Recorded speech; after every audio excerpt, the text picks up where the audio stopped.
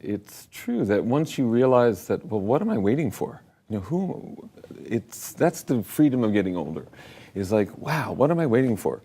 I might as well go ahead and go for everything that I can and see what happens. And also, some people aren't going to like what I do. That probably means what I'm doing is more interesting. If everyone likes what I'm doing, I must have no edge. And because people have taken umbrage to certain things that you've written, particularly absolutely. About sex is yes. one of the things that you seem to rub some people up the wrong way. Why do you think? Well, there's a cultural thing. A lot of people think you shouldn't talk about certain things, and a lot of people you shouldn't talk about money. A lot of people you shouldn't talk about sex. Sex life is private, and I believe in privacy, but I also don't. Often it's associated with shame. You shouldn't talk about that. Usually it's related to some idea that it's shameful. And I don't think there's anything shameful.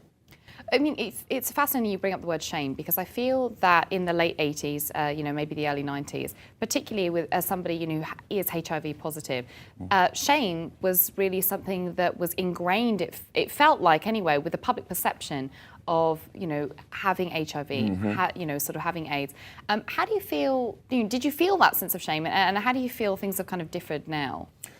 Well, stigma is still an issue, unfortunately. I think it's shifted, but I was fortunate. I come from a very unreasonable background. We were talking earlier about families. My family doesn't buy into the belief systems that are out there. So, for example, when I told my family that I was HIV positive, the response was, "Well, if anyone can get through this, you can." And there was no room for pity or feeling sorry for myself. It was just get on with it and live your life and do what you need to do to get through this. And so I didn't actually feel a great deal of shame coming at me. But I live in the bubble. I live in the New York City, Manhattan bubble of a world where who I am and what I've been has never been a big problem for me. And also being in a situation where you can be a 60-year-old gentleman who has a very healthy sex life and one who's not ashamed to talk about it. Yes, but again, some people really didn't like that. They were, you really shouldn't be saying these things. Don't write about it.